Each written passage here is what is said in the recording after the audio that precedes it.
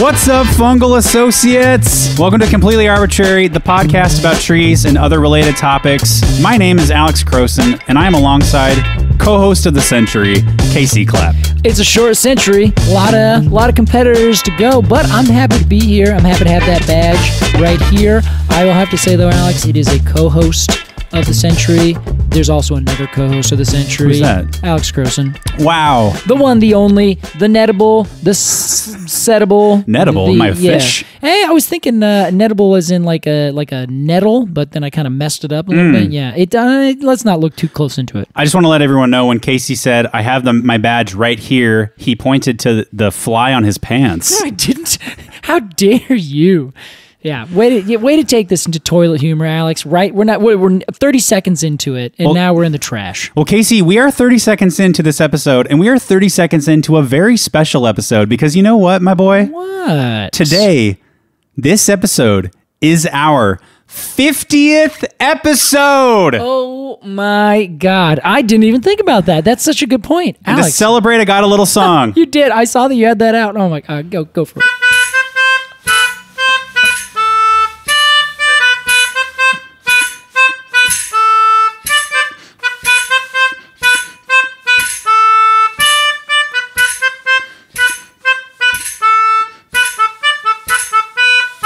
That's as far as I practice. What is that song? Please tell me. You know, what's that called? Celebration. Is that okay, cool in it the is. gang? Yeah, that probably is. Honestly, I missed that you even put a tambourine on your foot as a foot stomp and tambourine. Well, it kind of fell flat that you didn't recognize the song, which is not your fault. I would play it on a single melodica. Yeah, that's fair. But it's a big day, Case.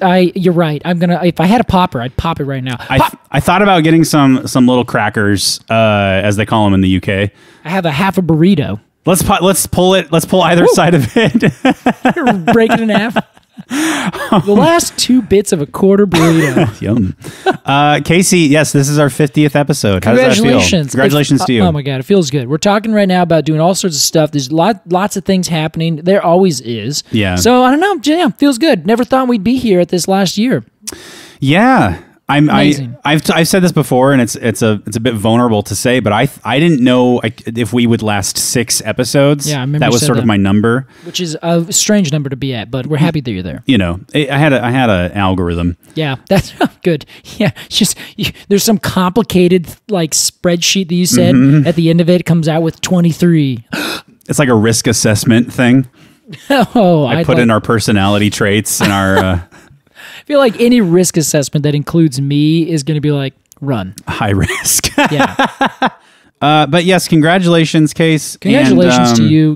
Got to say thank you to everybody who listens, and but a special shout out to the all-timers, the people who were here with us from episode 1. Yeah, right. Whoever commented on that very first post. Yeah, whatever. I'm excited for this. Yeah, exactly. Or like, oh my God, like listen to it and like gave us a thumbs up. Listen to it. Period. Yeah. Wow. I didn't expect that. Honestly, I put it out there and I was expecting like there'd be a couple like our friends and family, but apparently a bunch of people who don't know us were like, I'm going to give these guys a shot. Well, yes, Casey, you brought that popularity with you from your wonderful ologies episode. I guess as it works out, you know what? We're giving people things that are good to have. Yes. Trees, tree knowledge, and tree things. We're like Santa Clauses. Yeah, exactly. In fact, right now I'm working on a talk somehow. I don't know what it's going to look like, but I'm going to work on it. So there's an International Society of Arboriculture conference. ISA. That's the one. Now, this is the ISA proper. This is the big one. Wow. Not the localized chapter. Oh, wow. And they're having a conference. I think it's in Sweden this year. Cool. So shout out to our fungal associate in Sweden. I know we have at least one. Oh, yeah. Of that. We have a cone. Yeah, exactly. Cone of the Month Club. Exactly. Member I literally just looked at their name today. If I saw it right now, I would say hello specifically. We're going to give you a like somewhere. Either way, so it's in Sweden. So I'm like, oh, I think it's in Malmo. I think that's how you might pronounce that name. So I was like, well, I should try to go. So I'm going to try and put a talk in about why it's important that we're doing this show. Wow. Specifically, Alex, why it's important that people also think it's important. Like, what is this show trying to accomplish, and what do we think it means in a larger sense? So essentially, is it important that you can identify a tree on a fundamental level of like being a good human? Is that rhetorical? No. Yeah, I think right now it's rhetorical because I'm still working on the details I'll here. hold off on my answer. Please do. Save it for the end of the show. But yeah, so I'm working on this big thing, and ideally more talks like it will come down the pike. So Sweet. This show, Alex, has changed my entire perspective because initially I'm just happy to talk about trees. Everyone kind of knows that, you know? Sure. But with such a response that we've had and the fact that you yourself are becoming very quickly a dendrologist, it's kind of stunning to me that maybe other people would also be interested in, like, oh, maybe could this be something that's like a little bit like more important than just like, oh, cool, I'm interested in this, I'm gonna just press play. Yeah, you're onto something, Casey. I'm hoping that we are onto something, Alex. I think it would be I think it would be wrong to not morally capitalize on our platform and our position in the podcast world. If we just sat back and said, okay, we're fine with just having a podcast. Can't do that. It would be silly, I think, to do that. We have a lot of plans for some big fun things. We've executed a lot of them this year. We did last year, the solstice celebration. Oh yes, last year. God. Excuse me. Yeah. We can't give away the ghost. Wow, the solstice celebration went perfectly, didn't it, Casey? It was incredible. It's in 2 days, and Casey and I are shitting our pants. Yeah, we do things a little bit early right now. It's only a week early than normal. That's true. Anyway. Casey, we got a great tree to talk about today. Yes, we do, Alex. I'm not extremely familiar with this tree. However, I know there is one just a block away from my home. Sure is. You and I commented on it almost constantly. Yeah. It is a gorgeous, humongous European beech. That's the one. Are you excited, Alex? I'm excited. I'm excited for this for two reasons. One, it's a great tree. Happy to talk about it. Yeah. Number two is that this tree, I think everyone else will be excited about. Number three, I lied. I have three things. Okay. Whilst doing research for this here arboreal thing, Yes. I have learned a lot more about this tree than I thought I would know. I think it's going to make this discussion quite a bit more richer. Wow, fascinating. I've also learned there is an aperitif that I could have made for this if I had thought about it, but I didn't, and so we are not drinking a nutty beech aperitif. We'll try it next year. Okay. We have to wait till the leaves are on. Next year. Yeah. Oh, okay. Yeah. So the springtime. I guess, yeah, springtime. Not next year, the next, the growing season. This coming spring. Yeah. It's in gin, though, so that's going to, you know, if you don't like gin, it's not really going to be worth it. We'll tell you what it's like. Okay. Well, Casey, before we started recording, I told you that I had one joke I wanted to tell. Yes, you did. This episode. All right. Should I get ready right now? Okay. For a second, I thought you were just going to like pepper it in somewhere. Then I had to be like, oh, that's the joke. No. This is not a tease moment. Okay, gotcha. Hey, Case, isn't it true that another common name for the European beech is the nude beech?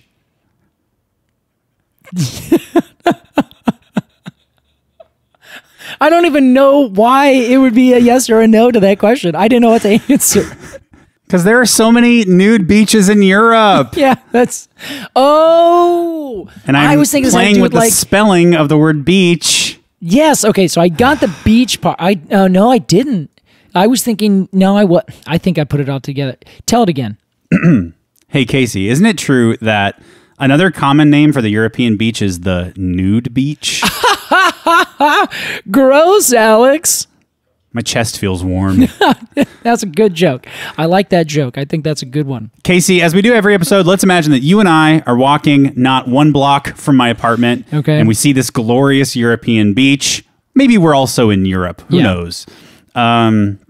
We have a Pacific Northwest bias anyway. Hey, that is true. Yeah, people have called us out for that, and the answer is, well, yeah, of course. So Casey, let's ID this tree. Woo! All right. So here's the first thing you're going to notice. You're going to walk up. It's going to be a big tree. Yeah. It's going to be a large tree, and usually we start with other things. I have to start on this one with the bark. The bark is what sets this tree apart. Wow. Now, the reason I say that is because this is a big tree, so when you're walking up, the first thing you're going to probably see is the trunk of it at like your face height. Sure. This beech tree, as well as the American beech, and I'm pretty sure other beeches, but funny enough, I have not seen. There's a couple different species of them, but I don't know that I have seen any more than just these two, which I find curious now that I'm thinking about it. You ever have a realization as you're saying something? Yeah, every day. That was it. Every day. Well, this is one for me. So, as it turns out, you're walking around and you see this big, gigantic, circular stem, and it is like bone white gray. It's not as white as like a paper birch or an aspen or anything like that. But it's like this elephant gray, and it even looks like a base of an elephant, like a column-sized elephant leg foot. Yes. Does it have a buttress base, Casey? Yes, but not like an insanely buttress base, like not like a spruce. That spruce really have like very fluted bases that come out.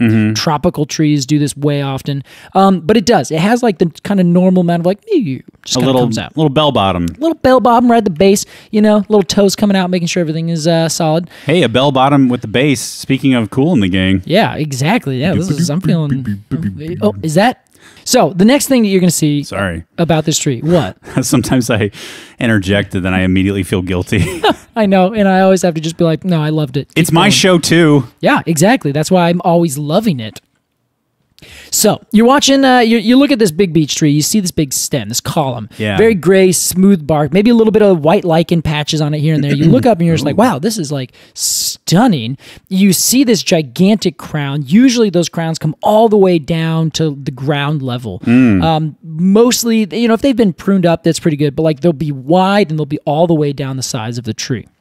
And you'll see alternately arranged leaves. The thing about these leaves, though, is they are a beautiful, lustrous green on top, a very light kind of muted green on bottom, alternately arranged, popping out of there, and they're simple leaves that are very like standard leaf. I think that's the best way to describe it. They have sometimes little teeny tiny hairs on younger leaves that come off right on the margins, but other than that, they have no serrations. They are undulating though, so they kind of have a waviness going along them as they go down. I love that look, man. It really is a spectacular look. This tree pulls it off like crazy. I think the tree that exemplifies that waviness, which I think we should call ruffles. I think we should. It's a ruffled beech. A ruffled leaf. Yeah. Is the catalpa. The catalpa does that really well. It does. I think it does. Yeah, they kind of hang down a little bit more, so I kind of see them, but they're like big. So like the undulations look almost like sand dunes. You know? As opposed to like little riffles underneath water. That's a good point. Yeah, but you're not wrong. You're not wrong. You're not wrong. You're right. Thank you. So the big thing about this is the European beech, which I should note is Fagus sylvatica. Fagus being the Latin term for beech, and sylvatica meaning of the forest. So this is the forest beech. Okay. So I think we might have brought this up on a couple other trees. Like Pennsylvania. That's right. I was trying to think. We've talked about the etymology of the sylvatica before. Yeah. Sylvania means forest. Exactly. So Pennsylvania is Penn's Forest. Penn's Forest. Which is the last name of somebody William who Penn. founded Pennsylvania. Yep. That's the guy, that nice Quaker. City of brotherly love, Philadelphia. I'm sure he was a great guy. Hey, it sounded like it, right? I will move on. But they have veins that come out. Those veins run parallel to each other. Okay. Coming off this mid-rib or this mid-vein on the leaf. Now, they come out, and the European beech has 5 to 9 vein pairs coming on the leaf. The American Fagus grandifolia, which means Fagus big leaves, has 9 to 14 pairs. There's a great ID qualifier. That's exactly it. If you're looking at it, you want to know, you're like, okay, smooth bark, these big lustrous leaves. Yeah. Then the last thing to look at is they have really long cigar-like buds. Wow. Like maybe about an inch long. Like they're really, really long and pointy. Okay. Kind of like if you take a piece of normal like printer paper and you roll it up and then you kind of like pull it so it like becomes a cone rather than like a little cylinder. Got it. When you pull that cone up and you make it as tight as you possibly can, but it's still really skinny. So a long, skinny cylinder point cone right at the tip. Great visual analogy. Yeah, there you go. Imbricate cone scales, which means the cone scales overlap, so you get this really beautiful kind of like, almost looks like a paper mache thing, like a dunce cap that's really tall and skinny. You said cone scales? Sorry, I meant bud scales. Whew. Thank you. Casey. Whew. You almost blew my mind. I almost blew my mind too. Everyone was just writing that down, and they're just like, "Oh, what kind of tree is this?" Yeah, Linnaeus was freaking out. Yeah, so you have those long cigar-like buds and these big lustrous green leaves, and then you count those individual veins. You know that it's going to be the European if it has 5 to 9. It's going to be the American if it has 9 to 14. And the last bit is they have flowers. Who cares? There's little flowers. Like, wow. There's some flowers here. Some flowers dismissive there. Of the beech flowers. There's just not a whole lot. Like they're not incredible flowers. Like let me Google and give my take. Yeah, they just look like little fuzz balls that kind of pop out. Oh yeah, they're like that's kind of it. They're like they look a little half-assed. Yeah, they really do. It's kind of let's put all of our beauty into everything else. Flowers, no one cares. You kind of got to like look at it for a second to like orient yourself. Like where is the flower? Oh, there's the flower. Exactly. You can see like a little bit of pollen kind of at the end of the male flowers. Yeah, it looks a little. It's like a little shaggy fluff ball. Yeah, that's exactly it. And you just kind of shake it. The wind blows it, and then you get pollen that goes to the other trees nearby. You get your beech nuts as a fruit. That's a utility flower. It totally is. It's a utility flower. They put no effort into it. They just decided we're going to make it work, and that's going to be it. Let's talk beech nuts. Beech nuts are edible seeds inside of these fruits.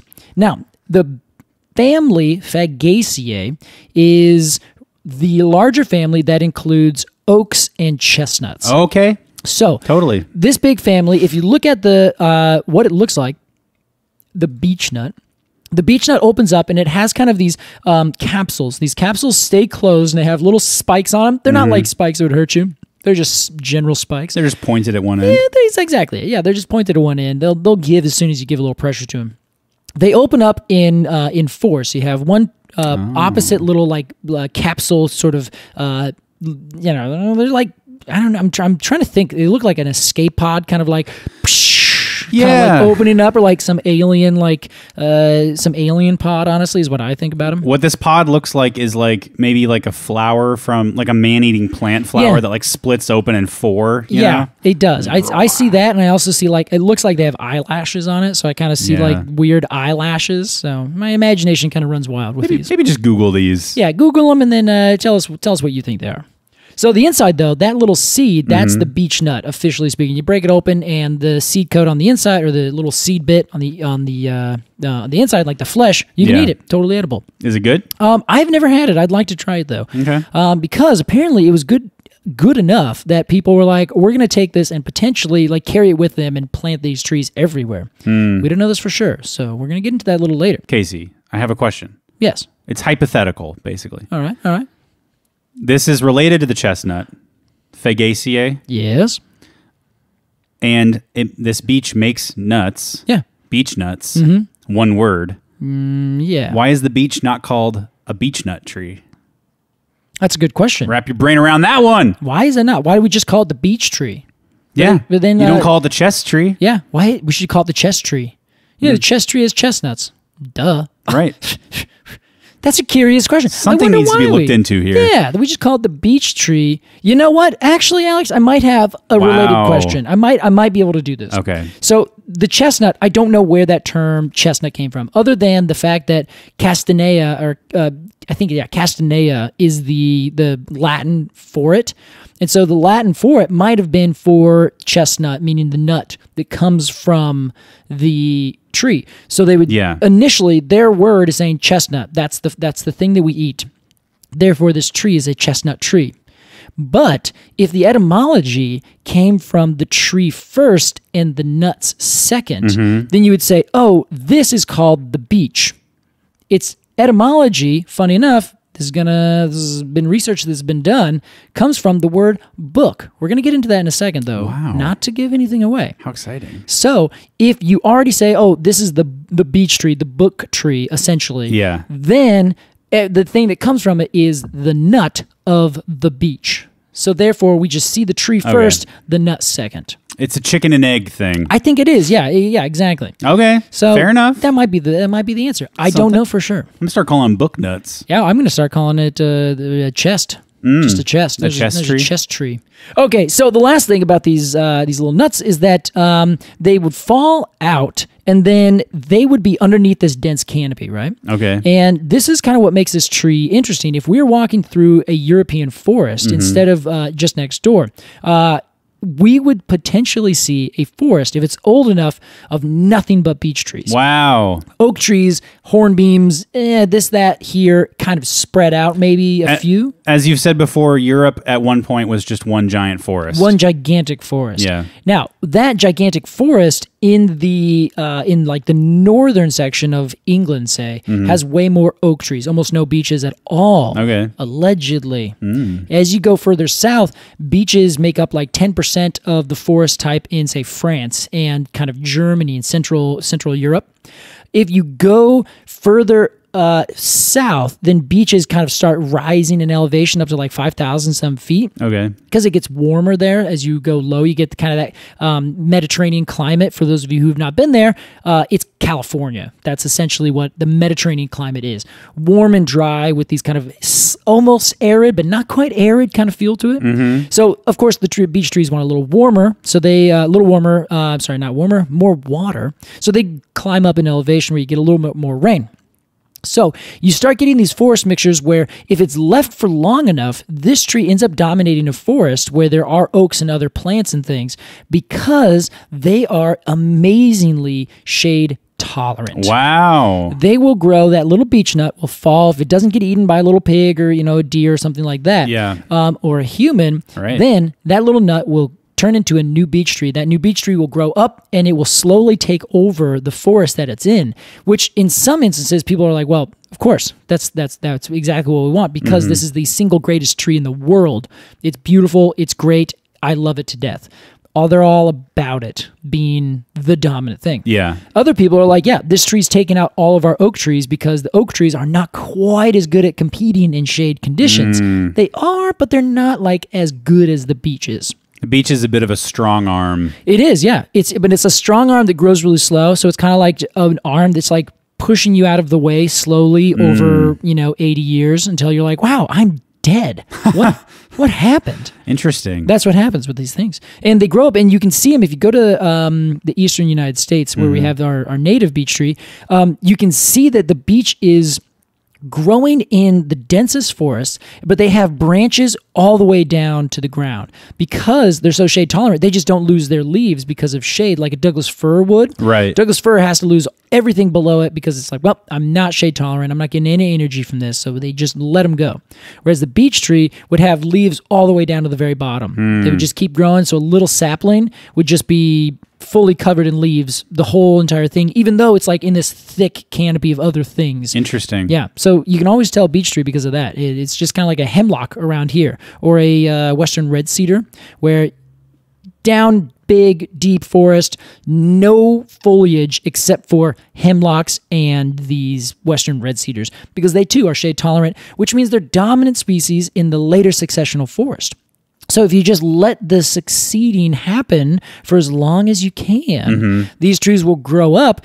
Everything else that is early successional will pass away and slowly decompose and die, get out-competed, and the things that will live and survive will be the beeches, and they can self-propagate because if one tree takes over and starts shading, the other trees that grow below can take those shade conditions and they can continue to grow up. So you can kind of get these things that start repeating themselves. So it's like a cycle that goes, and then once it gets to a certain point, it just self-perpetuates until some big, huge thing comes through and kind of starts that cycle over again with new trees. It's very admirable of the European beech. You think so? I think so.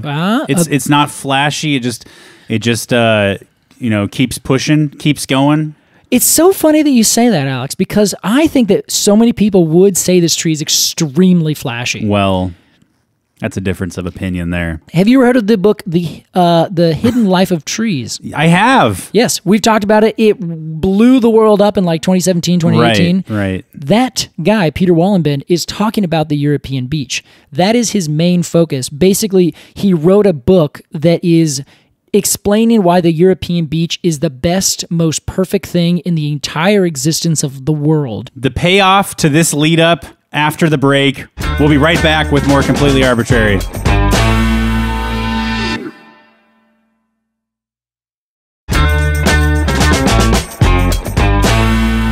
Welcome back to Completely Arbortrary. Today we're talking European beech, or nude beeches as I call them. Fagus sylvatica. Wow.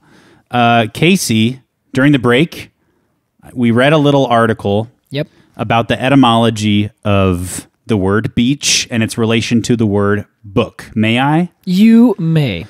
It's. I'm not going to read this whole thing, obviously, but basically, it supports the idea that the word beech, that the word book rather, comes from the word beech, because Western Germanic peoples used beechwood to inscribe runes. Yeah. So that's really fun and cool. And you know what else is kind of interesting about this, which is somewhat fascinating for me, is that the beech bark, remember I told you it was really smooth. Yeah.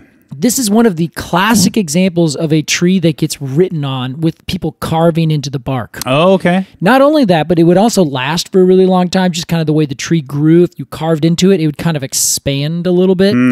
And that article that I had you read, which we'll have a link at our show notes at the website, is specifically in response to the book, The Overstory.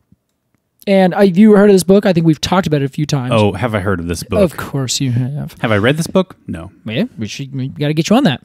So, but he specifically, the author, Richard Powers, says that it's named the beech after book because people would write on it, and then like makes a parallel with the fact that we still do today, like carving into the birch or the the beech bark. I keep on saying birch.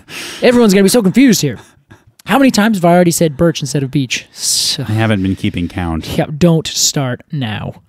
So it's one of these trees that has an interesting history, Alex, and this is one of the very, very first like bits that comes down to it, is that this tree is from Europe. As we've discussed, it is a nude beech. The nude beech from Europe is a tree that's existed there for a really long time. We have fossils from even beech species that were in Oregon here like 50 million years ago. So it's an old species of tree, old genus of trees.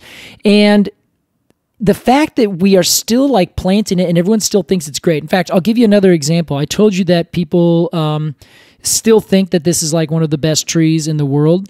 Well, the Arbor Day Foundation says that they named that this beech is probably described as the finest specimen tree available. Wow. Full stop. That's what they say. Not here, not there, not somewhere, period. I mean, that's a really high honor. The finest. This is the Arbor Day Foundation. And then tree expert Michael Durr, who's written a bunch of books, and also his famous book is Manual of Woody Plants, which is like a huge, huge tome about every woody plant, all the different cultivars. It's like the standard go-to resource. Jesus. Yeah, if I showed it to you, you would immediately hand it back to me. Like, I don't want this. It's not quite that bad as it sounds, but it's not great. Yeah, that sounds like a lot. He also loves to add in his opinions on things, where he will say, man, mostly this tree is overplanted, pretty awful. The flowers aren't that good, and people usually plant it in poor ways. And like he'll editorialize as much as he wants. Wait a minute. A tree expert likes to interject his own opinions into Honestly, something? Yeah. Swiped this from right beneath him, didn't we? This is not something I'm familiar with. Michael Durr has an opinion on this tree. He says, so beautiful that it overwhelms one at first sight. Oh, wow. Yeah. Are you? That's the level we're talking about. I mean, I sort of get that even from my small interaction with the beech tree down the road from me. Yeah, it's just kind of stunning, right? It really, looking at it gives me not vertigo, but something related to vertigo. Ooh. Where I'm like, wow, that's so big. That's like a huge, huge object. It's giant. Yeah. And it's also like a gorgeous, huge object where you're just like, man, I'm just like, it's so symmetrical, and like the angles and like the whole thing looks like an architectural masterpiece of, but also like there's a certain amount of chaos to it, but that chaos always kind of comes down together. I gave a description about how branches work one time, and it's essentially the idea that you have from the top, a big tree looks like absolute chaos. Like there's just a million branches going in every direction. There's 1,000 leaves on every little twig. How does that all work? But if you just follow it down, it's completely controlled. Like there's a very obvious solution that this tree has come up with, and this is the chaotic, end result. Sure. That's, I think, exactly what people see in this tree. Like it's the exemplifying object to show that concept of controlled chaos, not controlled chaos, but like informed chaos. Sure. You know, does that make sense? Informed chaos. That's great. Yeah. I hope that can like someone's relating to this somewhere. Maybe. Can I do something? Yeah, of course. I'd like to give the term informed chaos Crowson's stump of approval. Fagoosh. Look at that. Man, every now and then I get one of those, or you get one of those, and then when it just makes me feel good. Makes me feel like we're on to something. Well, let's talk Beech, Case. Okay, so you remember the Ice Age, right? Oh yeah. Oh boy, what a time. Yeah, it was really cold, man. A lot of sweaters. Bring a jacket. Yeah, right. So the Ice Age existed in the late. It ended in the late Pleistocene. Is we decided it's called an epoch. Yes. Epoch. I like to pronounce it epoch because Right. I like Ewoks. So you sure? mash it together. Epoch, Ewok. It was the Ewok epoch. And during this Ewok epoch, the Pleistocene, there was this ice age. It was about 202.6 million years ago to essentially 11,000 some years ago, like just shy of 12,000 years ago. Wow. That was this whole big epoch. It's a chunk of time. It's a pretty good chunk of time. And what happened during then is we had the classic ice age, quote unquote, because there were actually many small ice ages where you had these glacial maximums and then the interglacial periods, which are like what we're in right now could just be an interglacial period. Right. These are people who don't believe in climate change. They're like, well, the climate is just in this big shift of this, we're now on an uprise in heat, and then at some point it'll go back down. We'll have another ice age. Okay. That's fair, except this one's certainly human caused. Yes. To be very clear. Accelerated. Yes, precisely. So in way back then, there was these glacial maximums where you had ice age sheets of ice coming all the way down, covering everywhere in the north and a lot of places in the south, and they just kind of went way down compared to where they are today. At that point in time, there was ice covering almost all of England except for the very south. Most of the super northern states, Norway, that kind of thing. And over in the United States and in North America, it came all the way down almost to Seattle. It covered all the Great Lakes, most of Maine and New England, that kind of area, all of Canada pretty much. So you had all these ice sheets that came way down. All those ice sheets ended up making so the ground or the water, all the oceans were way low. And I'll bring this back, so just hold on. During these ice ages, trees that now grow in the far north would have grown way, way, way further south. Because right now, you go to northern Canada, it's really cold there for much of the year. Sure. You have like spruce trees. Way back in like the glacial maximums, when you had these glaciers 20,000, 25,000 years ago, way, way, way, way down. That was the last time they were so far low. Then you had spruce trees growing in where today we have like our normal East Coast variety, our normal Central European trees. Oh, because that was the boundary of climate where they felt comfortable growing. Precisely. And it was just a lot lower in latitude? Yes, correct. You got it all right. So at this point, beech trees had to find refuges that were way lower. So you get this, people talk about migration of trees and all these things, and everyone's like, well, trees don't migrate. And then you slap them upside the head because they don't understand how things work. Yeah. Thank you. They so these trees were actually way down in the south, and they kind of had this like existence down in the southern area. As the glaciers receded, which in Europe apparently it happened so fast, like a mind-blowing kind of speed, especially on a level of the entire geologic time. Like between 400 and 500 years, some ridiculous amount of ice just disappeared overnight. Wow. And when you think about that, that's like if someone lives to be 100 years old and they watch glaciers like recede by miles within their own lifetime. Yeah. That's crazy. Yeah. And especially you can literally watch the ocean rise. So that's happening now, right? It is happening now, but imagine like we have now 100 years worth of data, and you can say, yeah, we've actually seen a level of sea rise by 1.5 feet. I see. So now every mountain in every elevation, we have to like limit by 1 foot because now sea level's higher. You know? Wow. What I mean? Yeah. I don't know if that's actually going to happen, but I kind of like the idea. Like as punishment, you're now 1 foot shorter. I don't know. It'll be fun. So, what happened is during this time, there were glaciers way down low. These glaciers that were way down low ended up started moving up at a really quick pace. Yeah. Really fast. So then the beech trees and all the spruce trees and all the other trees that are down there started moving up north. I'm like, oh, cool. I'm just going to keep walking, keep going up until I can get to my next migration point, wherever the next best place is. Just because they could? Yeah, you got good habitat. When glaciers recede, they leave like this glacial till is what it's called. And it's essentially all the stuff that they either grind up or they like are pushing around. So then when they come back, they're just leaving this essentially uninhabited landscape that's just open for the picking. So new grasses and small things start colonizing this area, then these trees start to colonize the area. I see. So not only if you have plants moving up into this area, you're also going to have animals. At this time, there was an animal called Homo sapiens that was also moving up around here. So about 23, 24, 20-some thousand years ago, the most recent kind of evolution or the most recent migration of humans started coming up. It's a little bit of a weird time. I can't really, like, there's a lot of different information I'm trying to put together as a non-expert in a lot of this. Sure. It becomes a little bit difficult to figure out. However, people have loved the beech tree for thousands and thousands of years because of those beech nuts that we were talking about. They're super edible. So the chestnuts, the beech nuts, acorns, anything that you could eat that you could find in the temperate forest here that wasn't going to run away, it was fantastic. Yeah, I'm going to eat this. It's going to be delicious. Of course, you can't get all snooty.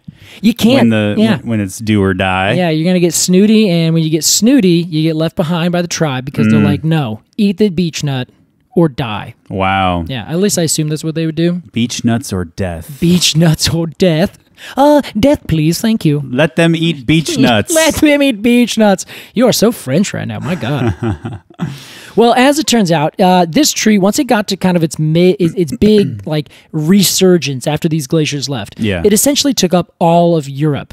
From France all the way over to Poland and Ukraine, Belgium. It kind of went up to about Denmark, all the way down into the higher, sort of more mountainous regions in Italy and Greece, all the way down to like Serbia. It won the arms race. It totally did. It took over everything. And it was growing very much with the rest of all of its, forest components.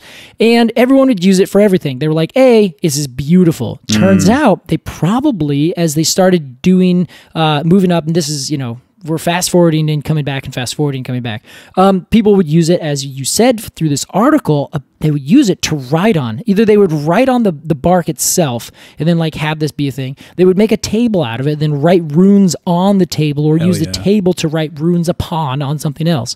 That's where we started getting the term for book. Right. So book came from beech. And then when people were looking at this, they looked at the distribution of the beech tree, and they actually made the argument, which is now they kind of made a defunct argument, but the term for beech that is the same as book, apparently also they were arguing came from an Indo-European language that started all the European languages and essentially everything that goes down through India and Persian and Iran and all these kind of places, like this huge big section of the world. Is this Sanskrit? No, yes, this is Sanskrit. Yeah, Sanskrit would have come from an Indo-European language. Oh, okay. Pre-Sanskrit. Yes, a Proto-Indo-European. Proto-Indo-European. Yes, PIE.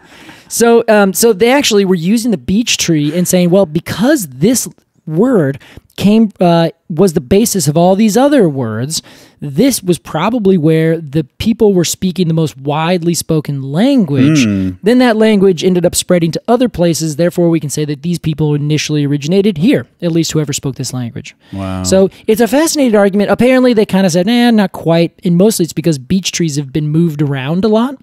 So like, well, back then, 20,000 years ago, when people were initially creating these languages, were they speaking a language that was surrounded by, or that had, or were they speaking a language in a place that had beech trees? Because then they would have said, well, then that language would have said the same word for beech tree there, and everywhere else as that language spread around, they would have already had a word for beech tree. You know what I mean? Does that make any sense? Can you say that again? Yeah, I'm sorry. I kind of talked like this. No, I at a certain point I lose you, and then I start thinking about the fact that I lost you. Oh, and yeah. then I really lose you. you. Then it really goes crazy? Yeah. All right, let me redo it. Okay. In point A, you have a language that's spoken, and you see a thing and you name it a beech tree. You Yes. name it whatever the word is. I actually don't even know how to pronounce it. I looked this up and I'm like, it looks like it's boho or something like that. Right. No clue. So you have that thing. So, okay, there's a beech tree right there. That language and those people then spread out across Europe. So if they initially started with a term for beech tree, they continually see beech trees. They always will use that same term. As languages change and become their own, then you get those kind of derivatives of one language, just like anything else in a language. All the Romance languages have about the same word for the same thing, but they're just slightly different. Same thing for beech. So they've traced it all back to like this one word. So they said, well, if they have this, then we can probably say that this language came from a place that had these beech trees, and then using the range of beech trees to say this is where these people came from. Right. So then you're like, okay, well, and it kind of shifts it a little bit west. So it kind of became more Eurocentric. They ended up saying, no, that's not true, because beeches were actually moved around or didn't exist in these locations because this is an interglacial period, and now everything's confused. I Alex. see. I liked that nice theory before, whoever came along and disrupted it. I know, it was just a little too simple, right? Yeah. But what's funny and why this actually is still kind of relevant today is because in like the last 25 years, people started questioning if beech trees were actually native to certain places to begin with. Or if they actually were the very first instance of an invasive species being brought by humans. Wow. Which is really curious. I don't know if we can technically use these terms, but it brings up a very interesting gray area. So it's a fun theory. Okay, we can't quite match up language and beech trees because at the time, because of these glacial changes, beech trees probably didn't exist in the same exact places that they exist today. Sure. So then we're like, well, okay, cool. Well, where do they exist today? Where did they exist back then? And there are now people in England and Scotland who, I think like 25 years ago, someone basically said, well, actually, beech trees aren't even native to England at all. They came after humans came. So people moved over into the British Isles. Then they brought over with them beech nuts because I can eat these. They're delicious. Let's plant them over here. Wow. So then they started growing beech trees, Alex. Cool. This is what people think. Now, they're not quite sure, and then everyone, of course, as soon as you do that, because this is such an iconic tree, remember, people write entire books about this. It's their favorite tree to climb. It's the gold standard in specimen trees.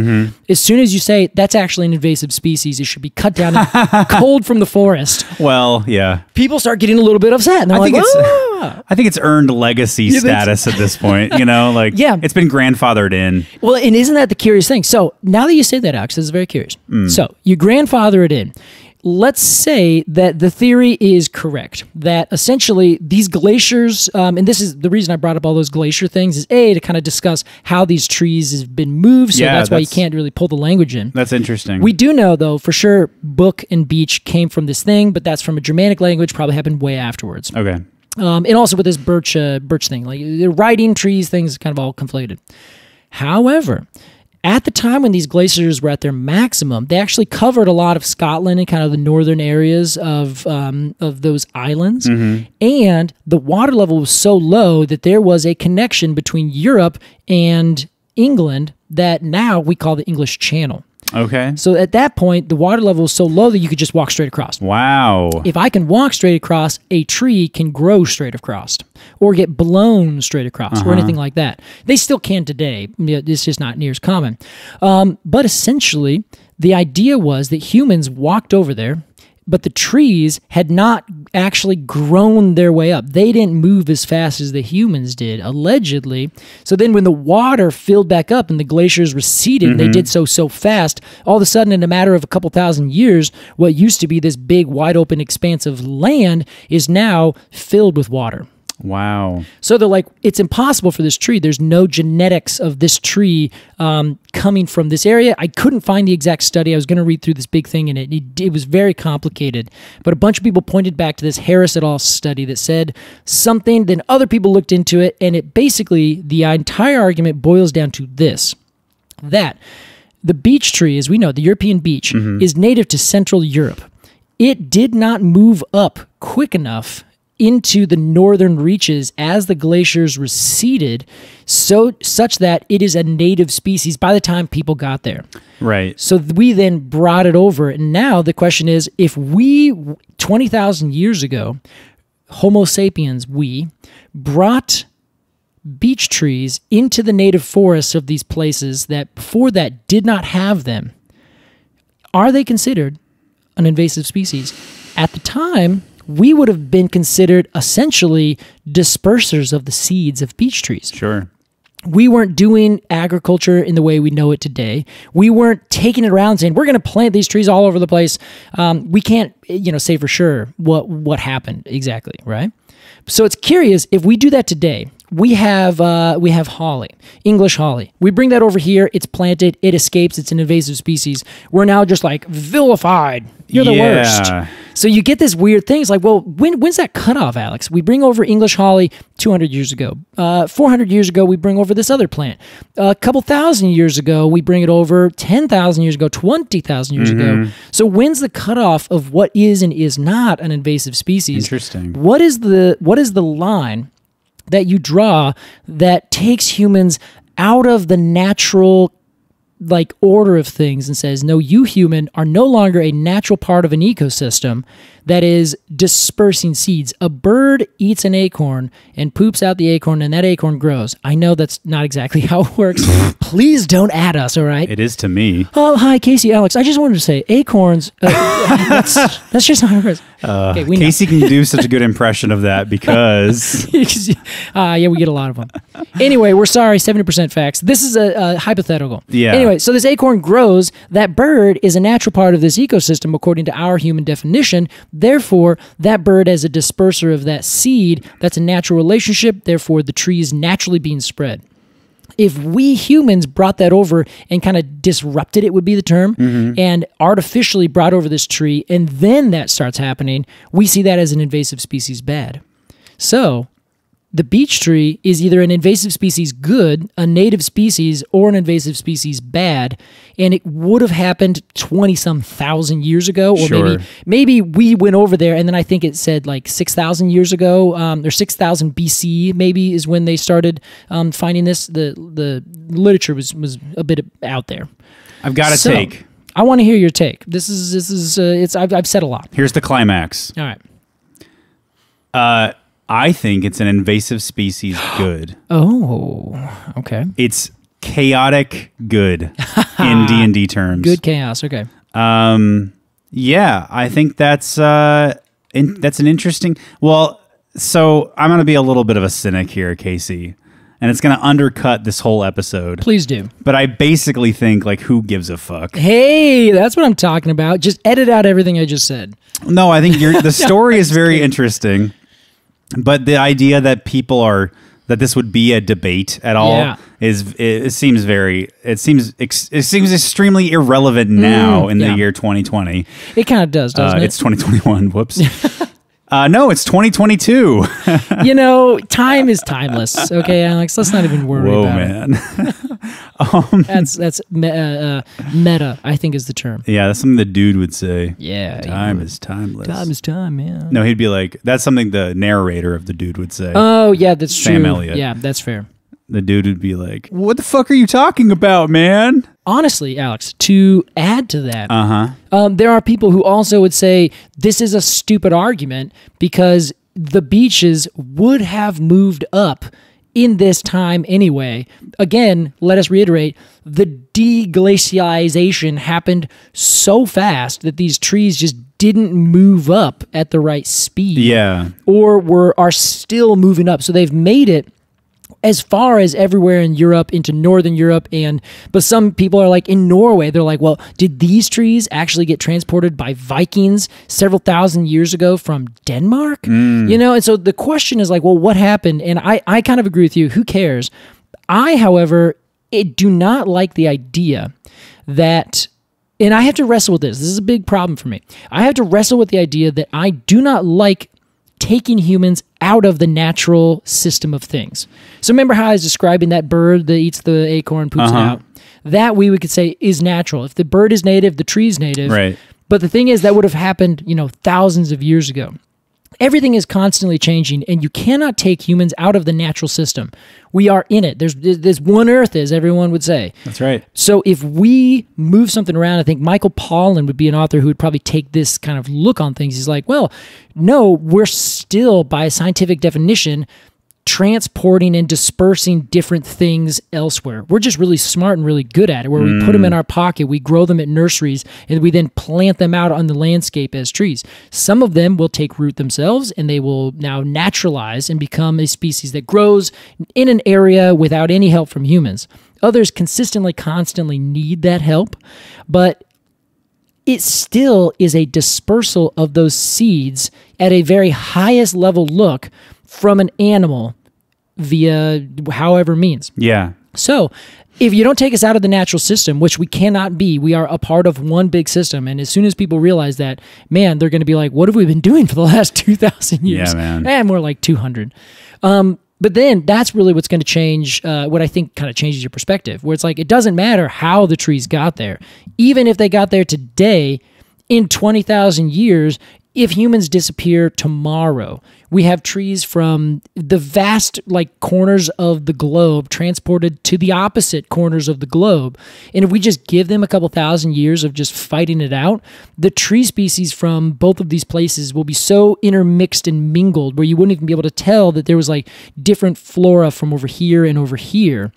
They would be there's one gigantic flora of trees in Europe and in, let's say, eastern United States, where they're very similar habitats. They, in fact, have similar species composition. They just have different species, the European beech versus the American beech.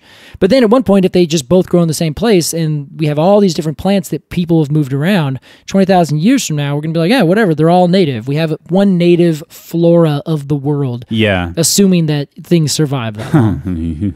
But yes, but then why I said I have to grapple with it, Alex, is that I still believe in invasive species. Sure. I still don't want these English hollies to become a naturalized system here. They already are, so I guess, my wants and hopes are completely pointless.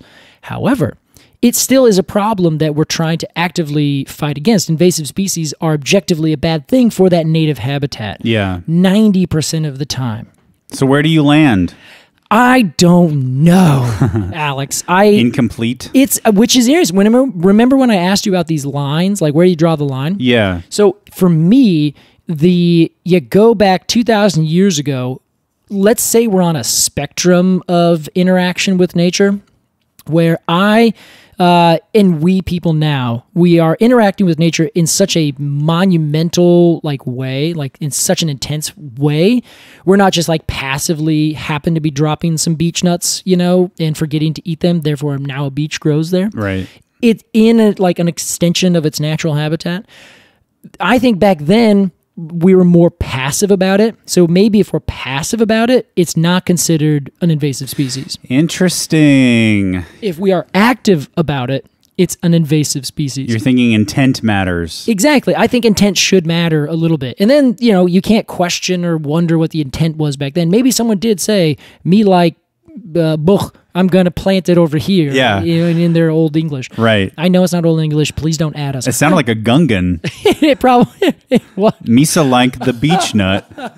Misa gonna plant lots of beech nut. Yeah. It's thanks, Jar Jar. So I think intent should matter. And even if it is an intent, maybe we don't know that this tree is going to become naturalized and, an invasive plant. Yeah. Then that throws kind of my theory all to hell. Because it's if you intently plant, what's the word I'm looking for? Purposefully plant something to grow it, and then you just don't even look back, don't even notice. Maybe there also has to be a notice. If it's intent, then you notice something bad. It is bad. If you don't notice, then you go. So it's ignorance is bliss at this point. There's a journalistic article waiting to happen here. Oh, someone's going to listen to this episode and be like, I was so excited, and by the end of it, I was like, what the fuck are they talking about? I was so lost. Sorry, everyone. Well, Casey, I think now is as good a time as any to get into our review of the European beech with this cavalcade of philosophical questions surrounding our head. Yeah, someone's going to need to go back and categorize these for us. Let's dumb it down and just post a number on this thing. Yeah, okay. For all the nursery professionals out there wondering if this is going to be the next big beech. Yeah. Here we're going to give you a number so that you can actually like put your money on it. We're going to give some final thoughts and then give it a rating of 0 to 10 golden cones of honor. Case, as our resident expert, as our resident beech enthusiast. Yeah, that's right. I like nude beaches specifically. We begin with you. Have you ever been to Rooster Rock? No, I haven't, but I'd like to. Many There's times. a nude beach over there. Yeah. I know lots of people have been, but I just haven't done it myself. Nope. Like a fool. We gotta record a live episode there. Yeah. Now that's not to say I haven't been nude on a beach. I just don't know if technically that makes it a nude beach. Wow. I don't know. Casey Clapp. Anyway. All right, with your review, mister. So here's my thought. I have a couple thoughts. One. On one hand, this beach is incredible. This tree is incredible. It's beautiful. It's gorgeous. Anytime I'm like, what should someone plant? I think for 10 seconds, I usually come up with a beech. Wow. They're incredible trees. They grow amazing. They're big. They can take a bunch of conditions. This is half the reason everyone likes them. There's some old growth forests in Europe that I found. We'll post some notes to that are like these wild, beautiful places. When beech leaves drop, they kind of just like carpet the ground thoroughly and uniformly. So it's really beautiful, and they have these big white pillars, and they kind of decay in cool ways, and they take decay in a really funny way. Like they can just kind of live with a lot of decay before they fall apart. They're really strange trees. They can take a lot of conditions. They're also kind of susceptible to a lot of things, and yet they kind of keep growing. I don't really understand it. They're kind of an enigma. They can somehow keep their elven beauty all the while. I love that. However, I don't like that these trees kind of are a little bit. They take over, and I think if we give them the credit of like such regal trees, which is kind of the term I've used and thought about, everyone looks at them like they're so beautiful. They're the perfect tree to put in this landscape. They grow up. They're the most perfect specimen. Yeah. I feel like if you say that to a tree often enough, it's kind of going to go to its heartwood a little bit. Wow. And this tree is going to be a little bit like, bitch, I'm better than you. This tree's got an ego. I think it does. I think it does. And it's like, that's not language you should be using, beech tree. How dare you? And then you go look in the forests that are like these old, ancient, like UNESCO World Heritage Site forests in Europe, and nothing but beech trees. And I'm like, well, what's the fun in that? Where's all the rest of the trees? Sure. The beech trees are like, no. If there were a mishmash of other trees in here, we wouldn't be a UNESCO heritage site. And thank you very much. Right. And it's like, whoa, there should be more trees there.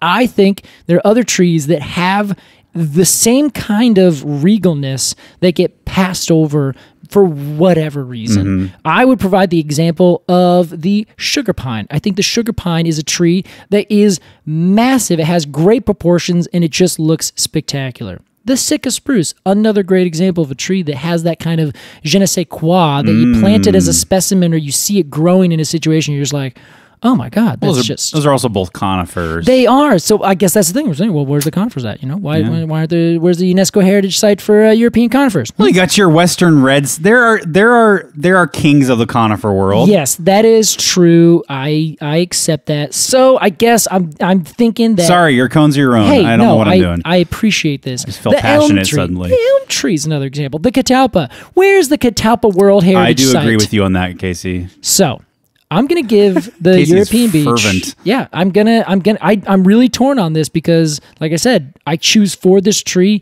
at every opportunity. But I feel like you got to knock this tree a little bit because it's getting a little higher than its britches. I'm giving it 6.5. Casey, I'm stunned. I know, and you should be stunned. I want everyone to plant this tree, but I want to know that you know that I know that you know that this tree comes with a little bit of a back pocket of better than you. My jaw dropped. I did. I saw that. And you know what?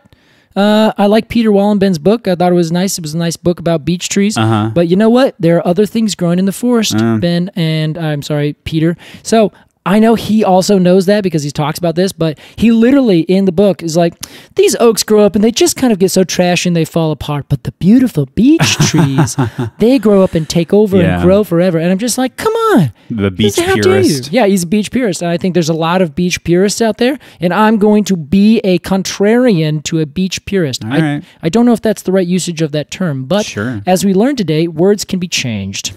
Oh boy. Well, 6.5 Golden Cones of Honor. Yeah, this is a complicated. This is, I think, going to be our most controversial episode so far. For the European Beech from Yeah. Casey Clapp, famed dendrologist Casey Clapp. Could I also be famed glaciologist Perhaps. and anthropologist? No, not yet. Dang it. Perhaps infamous dendrologist Casey Clapp after this episode. Okay. Wow. Now, Alex, as a purveyor of fine things, as one who sees purple everywhere because that's just the way you look at the world royally, Oh, yeah, sure. what do you think of the purple beech? Coincidentally, also purple. It adds to it. The purple beech? Yeah, there's a variety called the copper beech, which I believe is the one that's growing right over here next to your place. It's a here. variety. Yes, and it grows with these very nice purple leaves and is simply stunning. It truly is. In its monarchness. I thought maybe you were talking about the crimson maple across the way as well. No. But they have Also a very, purple. very similar color. Yeah. So, Alex, in your infinite glory and your eye to see things that I just, for whatever reason, cannot appreciate. Okay. What do you think of the beech? I don't know how to take that. The European beech. In a positive way. Take it positively. I learned so much about the European beech. I learned too much about the European beech today. I had a bit of a shutdown. Yeah. You know, you open too many programs on your computer and it just shuts itself down. Do you know what the problem is? As I was opening those programs, my brain was also shutting down. And I was like, what year are we in right now? Your CPU was slowing down. My CPU was completely overloaded. Although I'm sure there are plenty of people listening whose CPUs could handle such. I certainly hope so. It was an amazing story, Casey. You did a great job. It's nothing against you. It's only my own capacity for information, especially tree information. Sure. The European beech. I loved when you mentioned that it has sort of this elvish quality. I immediately started thinking about that and how these elves are these ancient beings who, I would say have a right to be the most popular person in the room. Oh, you think so? It's a right, not a privilege. I think so. They're gorgeous. And I'm talking about both elves and beaches. Yeah, I was going to say. I right believe now. you're now just those have morphed into the same thing. They're ancient. They're gorgeous. They give back. Their buds are pointy like elvish ears. That's right.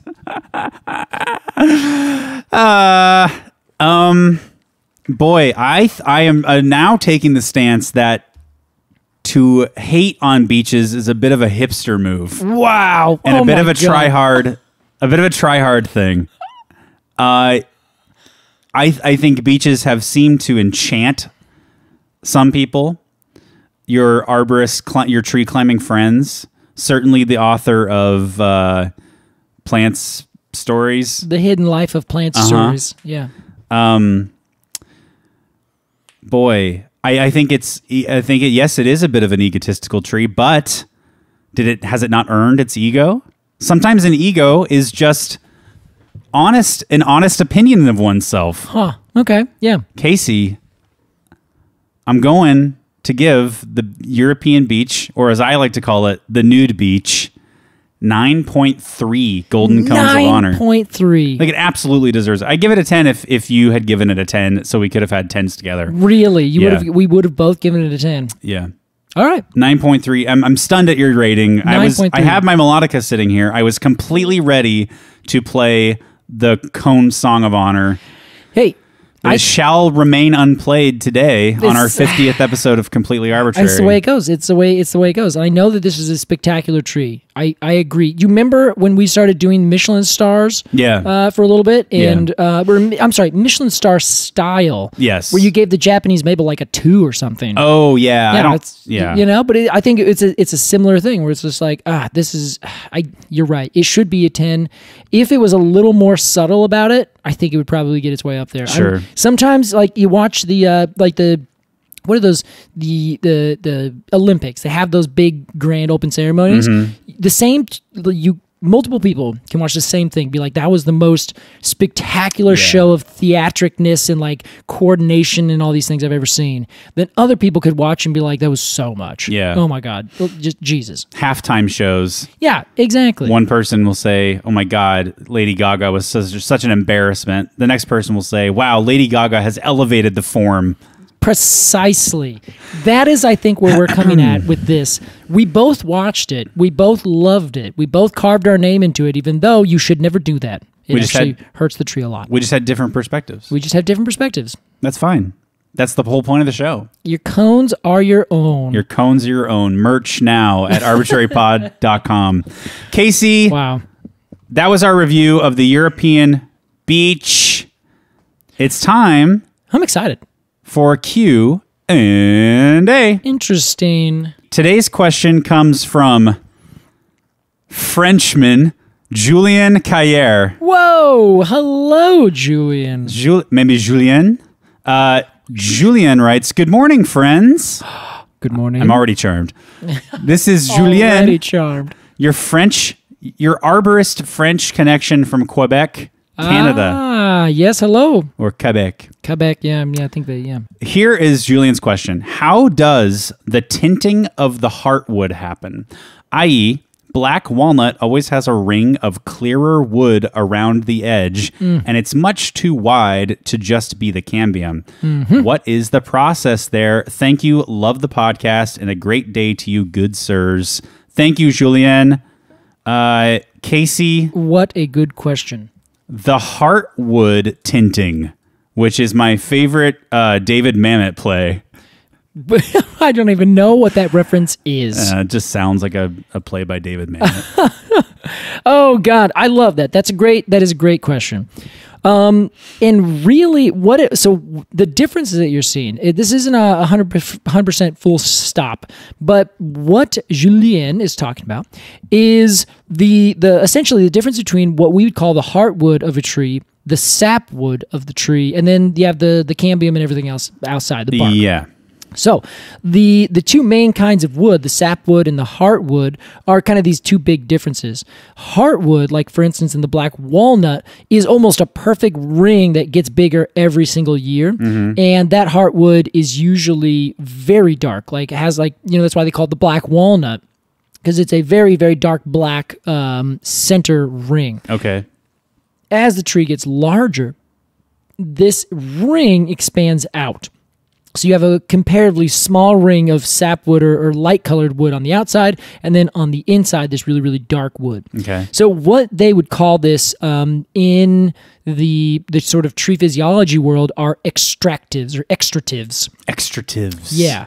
And essentially what they are bits that the tree puts into this wood to help it do something. Most of the time, it's not decay. And the reason they do this is that it would be, as the tree gets bigger, you have a couple different things that happen. The first one is that ring on the outside, the cambium, where all the everything happens. That's the physiologically active vascular system of the tree. Yeah.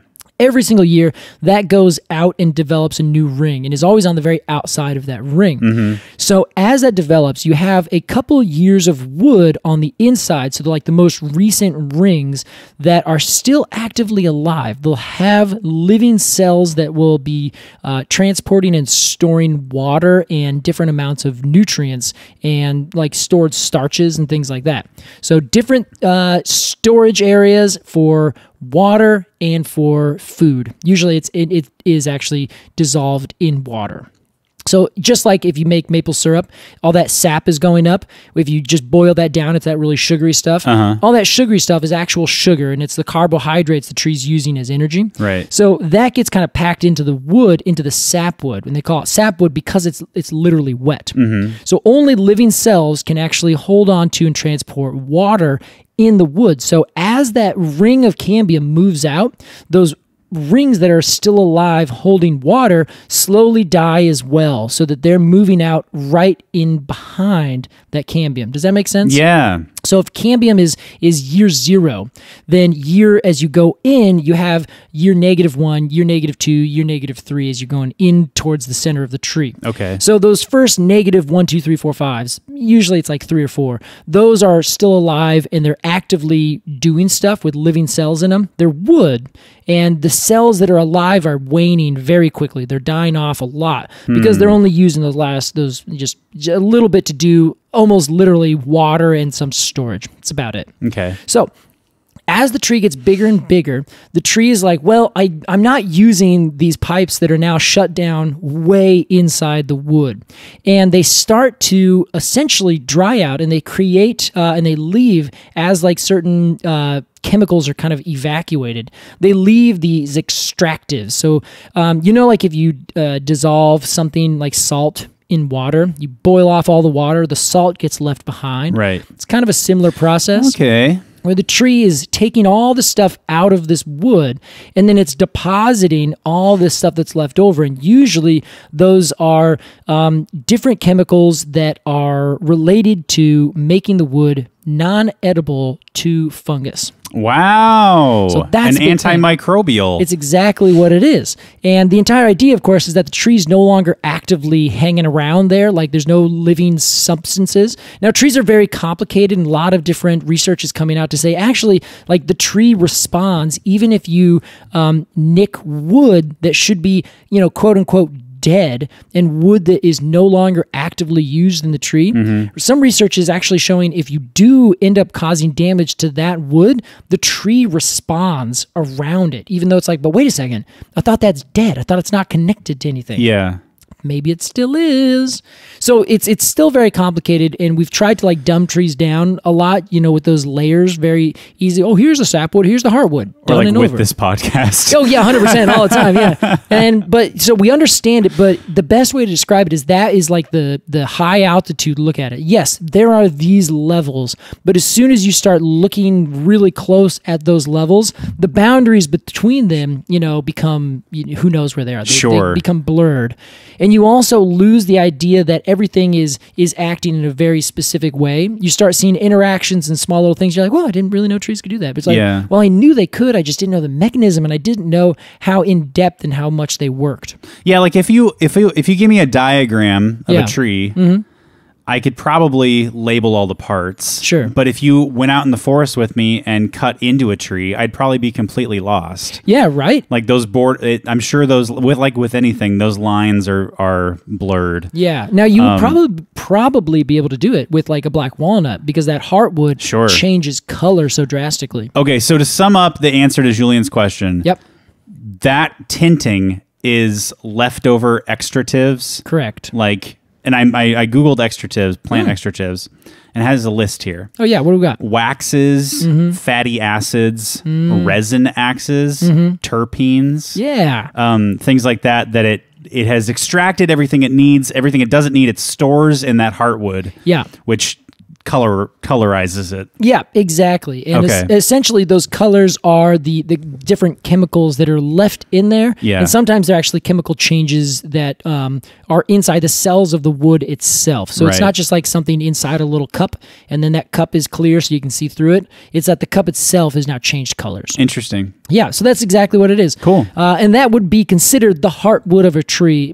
Almost all trees do it. Some have very small heartwood, some have very big heartwood, and some change colors way more than others. Some barely change at all. Wonderful. Well, thank you, or should I say merci, Jillian, for your question.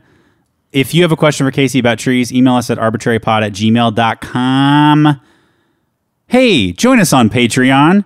Hey, join us on Instagram at arbortrarypod. That's ARBORTRARY. You can get episode updates and photos of trees and such. That's a good way to follow the news of this podcast as well. That's right. You can also support this podcast at patreon.com/arbortrarypod. You can join the Arboretum and get 2 bonus episodes a month about other related topics and trees, or the Cone of the Month Club and get a unique die-cut cone sticker illustrated by an independent artist every single month in your mailbox. One of my favorite parts of this entire podcast, Alex. Me too. I don't want to play favorites, but it is my favorite part of this entire podcast. Mine is coming up with complex stories and telling them just okay. Casey, I don't want to hear any of that. You did great today. All right. It's our 50th anniversary. Yeah. All right. Yeah. So What'd you get me? Me. I got you a complicated story that I'm going to tell poorly. Supposed to give me a gold watch. Is that the 50th anniversary? anniversary? I think 50 is gold. Oh, is it?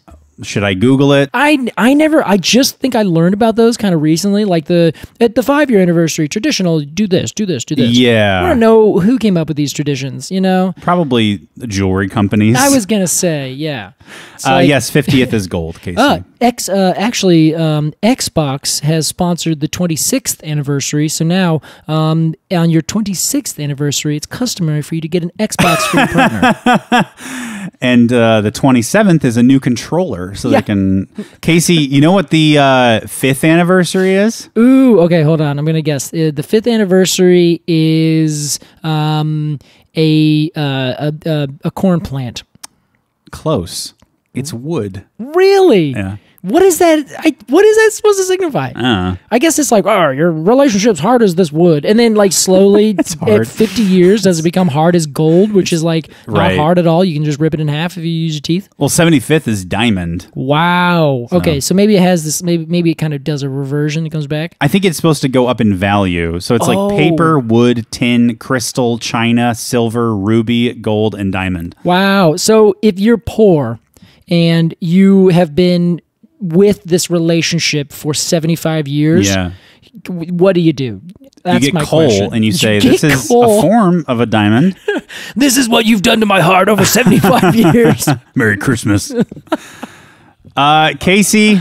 Oh, good discussion, Alex. Good discussion. Good 50th episode. Thank you. Great episode yourself. Thank you for the surprise melodica. I'm sorry for the surprise anti-melodica. You didn't know the song I played. You didn't get my joke. I did get your joke. It's like the only joke I've ever written. Yeah, you've never actually said a single joke before. That's true.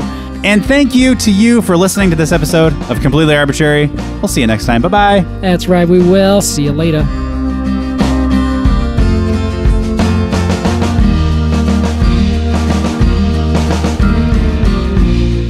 Completely Arbortrary is produced by Alex Crowson and Casey Clapp. Our artwork is by Jillian Barthold, and our music is by Aves and the Mini Vandals. And you can support the podcast at patreon.com/arbortrarypod. And find additional readings at completelyarbortrary.com. Thanks for listening.